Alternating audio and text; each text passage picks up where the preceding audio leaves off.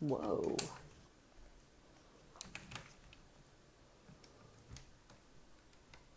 Hello? I'm 1 minute early, so... Hey, sappy little hex nut. Little Heart 1968. It's so good to see you, Dog Penguin. Oh my God, everybody's pouring in right now. Celeste. Sorry, I'm just adjusting my little tripod. Sorry, folks. There we go. Hey, thank you all so much for being here. My name is Julie Novak. This is FPP Live, coming to you from the Future Perfect Project. We are a grant-funded organization of all LGBTQIA plus folks, creatives, autobiographical artists, and every Monday we sit down and we talk to our favorite LGBTQIA plus icons. And tonight, Desmond is amazing, will be joining us, which I'm so excited about. I first heard about Desmond, I think like 3 or 4 years ago. I have a radio show, and I remember I do this segment called Queer Story Lessons, and I talked about Desmond as a queer person that people really should know in the world. So it's really great to be here to talk to them tonight. If you don't know much about the Future Perfect Project, check us out at thefutureperfectproject.com, or like our page right now on Instagram at the Future Perfect Project.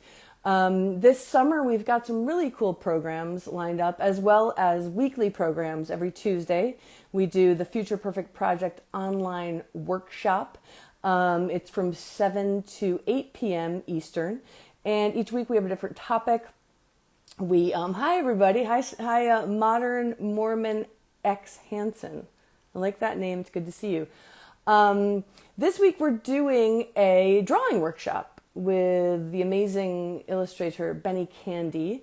That'll be happening tomorrow, 7 p.m. Eastern. Again, if you go to our website, thefutureperfectproject.com, you can sign up to get emails. You can sign up to register for one of our programs. Tuesday nights, all are welcome. If you're an LGBTQIA plus youth between the ages of 13 and 18. Let me see if my pal Desmond is not here yet.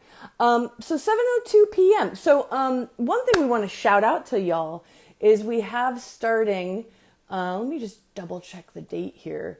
If you're a theater person, which a lot of you probably are because the queers rule the theater, very theatrical, very proud of it. We have a workshop for you that we think you might be interested in. It is called FP Performing Arts Initiative, FPP AI, FPI for short. That's what we call it when you're in the know at the organization. It's going to be led by Z Infante, who's an amazing performer, producer, director, actor, voice actor, doing so much stuff right now with Nickelodeon and Netflix. Amazing person, one of our facilitators and our director of youth outreach. If you want to learn more about that, you can go to thefutureperfectproject.com/online workshops. And that workshop is going to have really special guests all week long. It's going to be happening 6 meetings, July 25th, 26th, 27th, 28th, 29th, and 30th, all at 7 p.m. Oh, here's my friend Desmond. Let me find my friend. Go live with Desmond is amazing. Going live in 3, 2, 1. Oh, Hey! Wait, who's that? What? that's my bird. Okay. Hi. Hey, Desmond. Oh my God, it's so great to meet you. How are Great you? to meet you too. I'm Good. How are you? I'm pretty good. I was just telling folks that I first read about you like 3.5 years ago, maybe. I just started doing this radio show, and I had a segment on it called Queer Story Lessons, where each week I would talk about something that was going on that maybe wasn't so great in the world of LGBTQ, and a person that I was like, y'all need to know this person. And you were the very first Queer Story Lesson person that I ever had on my show. So getting to interview you is really awesome. You've been doing amazing things in the world. I've been talking all about Future Perfect Project programs, and I'll tell you a little bit about myself before we dive in to you. So I'm Julie Novak. I am a media producer and facilitator, workshop facilitator at the Future Perfect Project.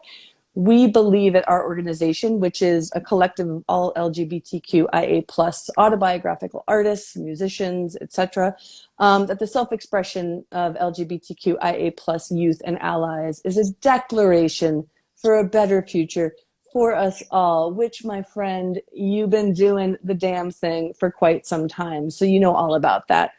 Yeah. So tonight, every Monday night on FPP Live, we like to talk to one of our favorite LGBTQIA plus icons, and you definitely are. For folks who are tuning in who might not know Desmond is amazing, which I kind of doubt, Desmond is a multi-awarded LGBTQIA advocate, outspoken gay teen, gender fluid editorial and runway model, motivational speaker, drag performer, designer, actor, singer, LGBT influencer, published author. Recently, just on April 30th, 2021, you released a debut single, We Are Amazing, and you also have a book available, A History of Pride, Be Amazing, History of Pride, which talks about all the LGBTQ folks that have come before us that helped pave the way for us. So there's just so many things to talk about. I think the first one I want to talk about, of course, is House of Amazing and how you first became enamored with drag. How old were you and how did that unfold for you?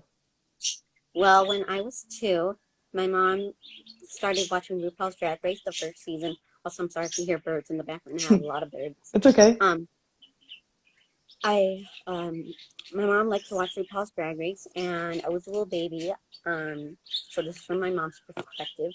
That I like to watch it with her, and after the episodes, I would like to try and be like them with materials I could find around the house, like blankets, mostly blankets, cardboard, bubble wrap, and just stuff you find in the trash.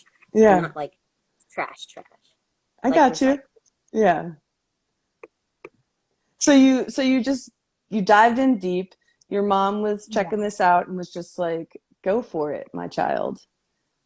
Pretty much. Yeah. That's one thing I really, really love about your story is that our co-founder, Celeste Lacine, who also co-founded the Trevor Project, always talks about having when there's just one person in an LGBTQ child's life, the risk of suicide, I think, decreases by like 40%. Celeste, I might be getting that wrong, but you understand what I'm saying. Yeah. And it's so exciting to know that that your mom is a big part of your life, that your mom really has been a champion of you. So the second question was going to be, was there ever a moment? I know for me, when I came out, I was 13 years old in 1987, and coming out was not going to happen. Was there ever a moment in your self-expression or in your identity where there was anything, did you learn anything about the LGBTQIA plus community that ever kind of stopped you in your tracks to say, oh, maybe I need to be careful about who I present myself around? Well, yes and no. When people, call me names, I ignore it. But yeah, there's in certain countries, you can't be LGBTQ. So there's sometimes where you have to hide your true self, which is sad, but that's just how it works. And, sometimes you can be yourself and sometimes you can't. And if anyone says anything, just ignore them or just, make them confused. Like, I wore a skirt today and they called me the F word, and I said, he is correct. And then he just looked confused. So that's what I did. I love that. Yeah, so sometimes you can be yourself, but sometimes you can't. Yeah, and I think, that's the reality. And I mean, some of the participants that we work with, are not out at home. There's safe spaces that they can have, and there's not safe spaces. Yeah. But what I love about what you just said that I think is so important, that's been part of my coming out, is meeting kind of those bashing comments. Like I got Yeah. called, the D word and lesbian and everything, and was always able to kind of just look my perpetrator square in the face and Yeah. just disarm. Like, how are you? Do you want to talk? Do you want to get to know me more? And it's just so interesting how like when you were saying about that kid at school was just like because I think they expect us to get small, and Yeah. queer folks, we tend to be pretty big. I'm just especially drag culture too. And So then they like, oh, you look so gay. Oh, uh, why are you gay? Oh, you'll never get a girl. And I'm like, I don't want a girl. Um, uh, and I don't know why I'm gay. That's just how I was made. uh-huh. It's natural. And and then they said I looked terrible. And then they were wearing flip flops and socks. First off, uh, uh, sweatpants, yeah. and then a dirty Nike T-shirt. So I was like, "Are you sure about that? Because look at you, I wear flip flops and socks. Mom." Hey mom. Oh my goodness gracious. Yeah, if No, you have they no like the room to dirty speak. socks. Oh yes, I never have dirty Yeah, socks. they have like dirty socks. Socks and So, sandals just isn't gonna fly no yeah, matter Mom. where you are. um so tell me about, for you, self-expression, because I know for you drag is such a powerful place. Yeah. When you are doing drag, is there a part of you that becomes elevated that might not be so elevated when you're just kind of in your regs attire, like walking down the street? Like, tell me about what happens to you when you're in drag. Well, I get stares, of course. I went to school kind of in drag today.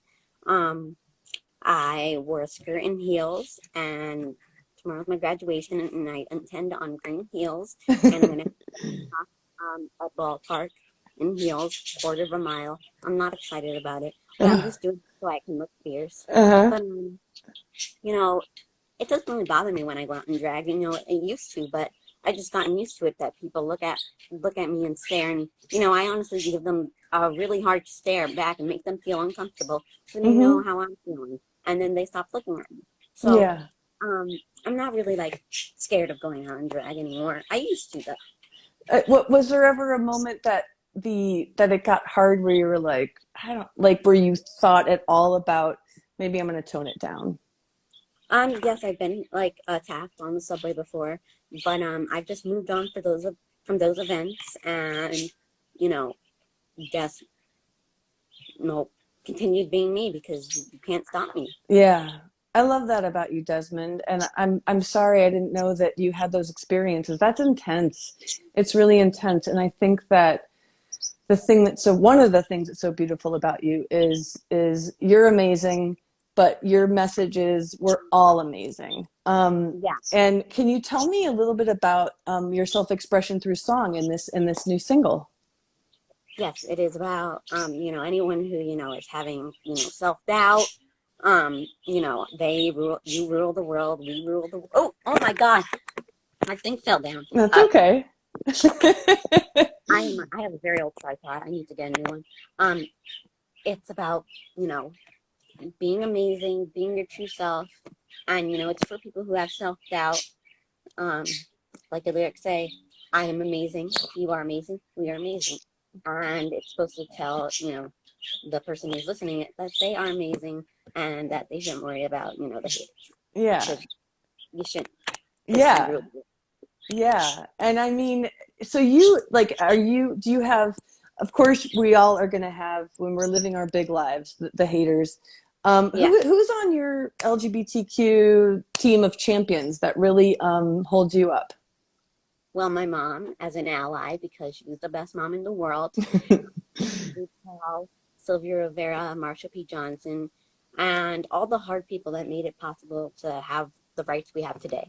Yeah, I'm so glad that you're acknowledging that. I mean, it is like, even, Celeste, when we do workshops, sometimes talks about, when he was coming up your age, homosexuality was illegal.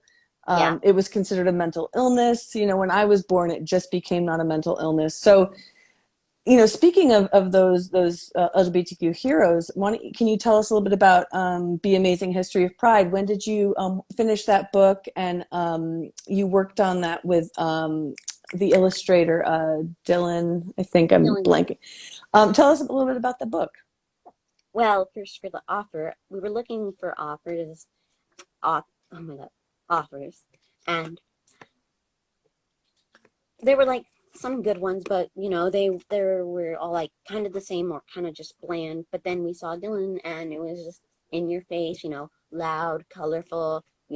It appealed towards young kids. I feel like it because as a young kid, I was kind of young when we started writing that book. It was 2018 or yeah, 2018. So Yeah, I think he started then. yeah, so I was still kind of a young kid, and it just popped out to me, and it made me feel good. So that's why I chose Dylan, and I wanted to, simplify history for kids, Yeah, LGBTQ community, yeah, to teach them how it was like back in the days, and who they need to respect and look up to, as the people who fought for their rights, and just teach allies about how it was a struggle to be LGBTQ back in the days. yeah, So that's why I made it, and you know I made it also because there's a lot of books that are just stereotypical boy in a dress, but there's none like about how he was able to wear a dress, how that became legal, stuff like that. yeah, So yeah. I mean, and are you 13 or 14? You're I'm turning 14 in a few days. turning 14. Oh, happy birthday. Thank you. And so you at 14 are already a mentor to the other, this new set of youth coming up who are, have so many great things have changed in terms of visibility, including you being a part of that. Like representation is everything, visibility is everything to me. Can you tell us a little bit about House of Amazing Junior? Well, it says I'm a junior at the end, but Oh, it says on your website, it says House of Amazing Junior. it is House of Me. There's House of Amazing Junior, and then I love. House of Darlings. Oh yeah, so House of Darlings is my mom's house. Um, for what was it? Yeah, parents. Because that's her idea. And Yes, then House of yes. Amazing, Junior. Uh, it's gonna be like a big website and social platform where kids can chat, talk to each other, uh, share photos of each other, and I just want to make it a place where people feel accepted, and we're gonna make it very secure, so no creeps go on Yeah, there. So that's yeah, what House of Amazing Junior. yeah, I refer to it as House of Amazing all the time, so that's why yeah, I was like confused out of the junior. But so yeah, that's the idea behind it. So just drag kids can get to know each other and form a community and yeah, not be harassed, because we're going to do it on social media, but then we thought about all the hate, so then we were like, why not do it in a private platform, make our own platform, so they don't have to look through yeah. that hate or get any hate that'll make them feel bad about themselves. That's the house. Totally. Yeah, yeah, talking about this trolling, like, I guess because I think you're amazing and fabulous. I'm sorry that happened to you. Like, it didn't even occur to me that that would have been something that you were butting up against all the time. I think because based on you've got this community, obviously, like you look at Instagram page that loves you, but there's always those little wormies that kind of weasel their way in, and it's out of insecurity. Sometimes it's out Yeah. of their own internalized homophobia. Or Like sometimes it's they're bored, or they're just yeah, trying to be funny, but they're not funny. Or no, oh my god, oh my god, I need to get a new tripod yeah. tomorrow. Well, ooh, that'll be my tripod. I just bought my tripod. So one thing I want to ask you is, so how do you identify on the LGBTQIA plus spectrum? Well, I am gay and I identify gender fluid, and you can use whatever pronouns you want on me. I don't care. And yeah, that's pretty much it. Uh-huh, uh-huh. And what is something that To parents who might be Hmm. watching, to older people that might be watching this, who have kids or have kids that are questioning or confused, like what would you want them to know about being gay and like and drag and expressing yourself and gender fluidity and all those things? Like, what are some messages that you'd like them to know? Well, let your kid be themselves, because that's good for their mental health. And if you're not going to let your kid, be yourself, then maybe you shouldn't have a kid. Yeah. Period. Um, Yeah. and drag is an art, like painting is an art, and let your child freely explore that, because they deserve to have their curiosity. Because uh, well, it's good for their mental health, and it just is fun. Yeah. And you just have fun. Yeah. And not worry about getting kicked out. So yeah, that's what I think you should do. Any parents watching this is always accept your kid, because as long as they're not doing anything inappropriate or harmful, then Yeah. go ahead and accept them. If they want to do drag, let them do drag, because that'll make them happy, and overall, that's good for their mental health. Which mental health Yeah. is Yeah. Was there a moment for you where, I mean, we're all still evolving. Like we work with a lot of young people around your age up to 18. Sometimes we work with folks in Mhm. their early 20s. But I've noticed from that what I think is so cool is that all the young queer people that we work with know who they are, even if they don't know exactly. Like things are fluid and things are changing and trying on different pronouns, trying different names, Yeah. exploring things. Like, was there a moment, and I know you're still evolving, where you kind of stepped into your queerness where you were like, oh, this is the definition that works for me? Yeah. Well, you know, I explored, my I found out I was gender fluid around maybe about a year and a half ago, because I thought I was something else. I thought I was male, and then I started feeling different, and then I started feeling like a girl, and then not a girl, not a Mm-hmm. boy. Yeah. And then, I was looking on the internet, and I found out about the term gender fluid, and it was like, hey, that sounds like me. So then I came out to my mom a few days later, and she was like, okay. So I think that's when I really, started finding myself. Yeah. Was I went on to the internet and started questioning my orientation, not orientation, my sexuality, Mm-hmm. Mm-hmm. and yeah, that's how I found I was gender fluid, and that's how I identify. Yeah.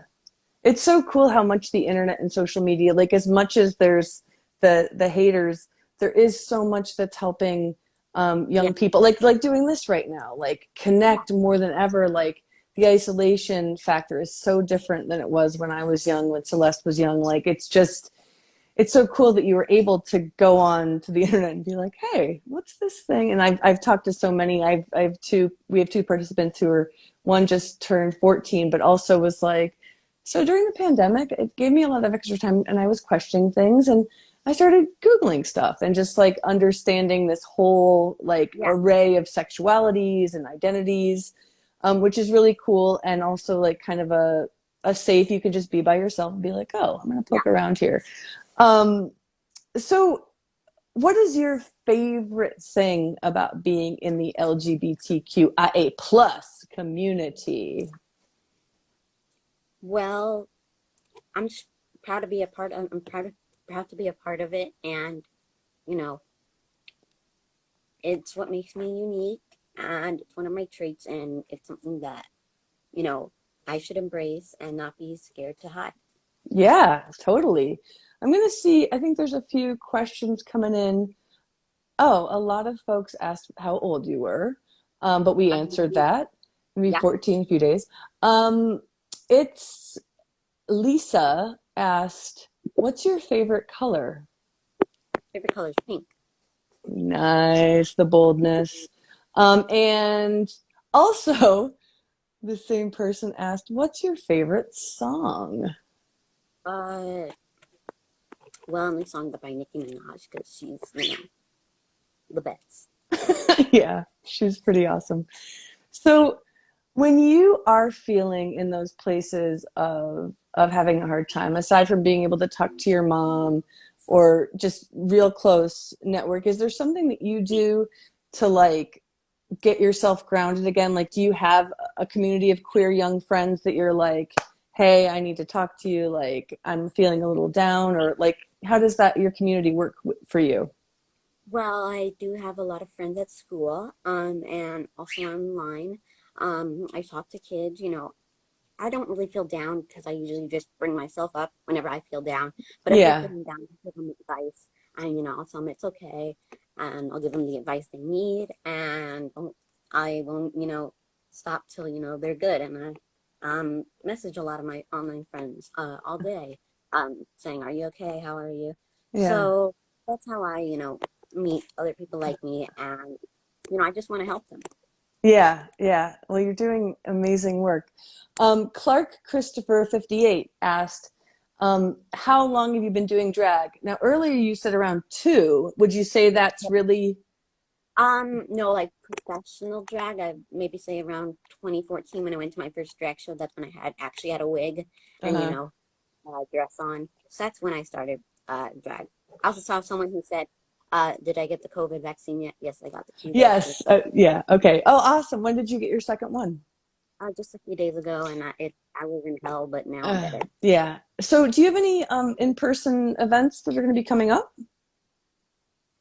Um, no, not yet. I think I've Yeah. been, Really, yeah, no, things are only reopening yeah, slowly. which is Yeah. kind of sad because it's, Yeah. Well, you're in New York exciting. City. I'm Yeah. upstate a bit, and there's been activities going on and stuff. I just went to a drag show. I saw Ms. Cracker out who came and performed at like an outdoor like on a big haystack.